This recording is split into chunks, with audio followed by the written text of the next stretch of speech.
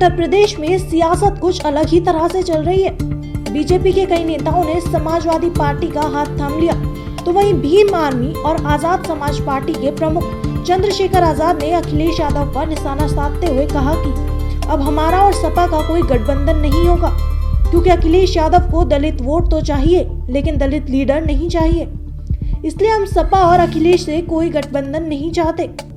अब देखना होगा कि उत्तर प्रदेश की राजनीति क्या मोड़ लाती है और समाजवादी पार्टी अपनी साइकिल चला पाती है या नहीं।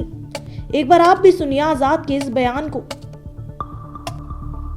हमने भी ये प्रयास किया था कि बहुजन समाज 85% बहुजन समाज इकट्ठा हो, जिसके लिए हमने अखिलेश जी पे भरोसा किया कि वो इस आंदोलन को आगे बढ़ाएंगे। और 6 महीने से लगातार हमारी मुलाकातें भी हुई, सकारात्मक बातें। हमारे जो मुद्दे थे, क्योंकि आप जिसके साथ गठबंधन में जा रहे हैं, क्योंकि सरकार बनने के बाद वो तानाशाही हो जाता है, और पिछला कुछ इस तरह का कार्यकाल भी एक लंबा समय का रहा है।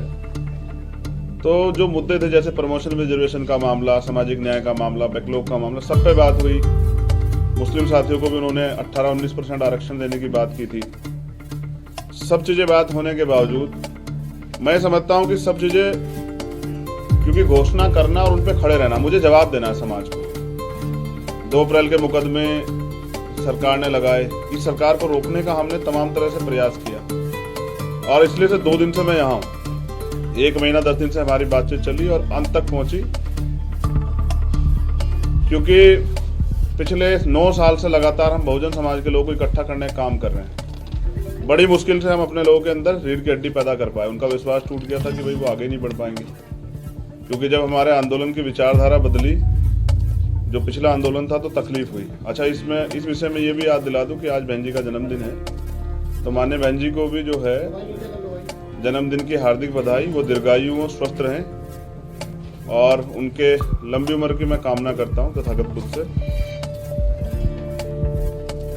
भरपूर प्रयास किए गए, क्योंकि हमारे लोगों का एक भरोसा है। पिछली बार जो अखिलेश जी की सरकार में हुआ, उनको ये डर है कि अगर हमारा लीडर वहां नहीं होगा तो कल जो सरकार बन जाएगी हमारे लोगों के वोट से, तो मुझे नहीं लगता कि उन पे सारे मुद्दों पे बात हो पाए, क्योंकि जो उनकी पार्टी से शेड्यूल कास्ट के लीडर जीत के जाएंगे या नहीं भी जाएंगे, वो बेचारे अपने राष्ट्रीय अध्यक्ष के प्रति खिलाफ नहीं हो सकते। पूरी जिम्मेदारी से 2 दिन यहाँ रहने के बाद, सारी पार्टी कार्यकर्ता बात करने के बाद, सारी चीजों को छोड़ के हमने तय किया कि बीजेपी को रोकना है, किसी भी कीमत पर रोकना है। हम लोग बीजेपी को सत्ता में नहीं आने देंगे, क्योंकि मैं निर्दोष होते 16 महीने जेल में रहा, 100 से ज्यादा मुकदमे। आज भी आप देख लो कि प्रेस को नहीं करने दे रहे हैं।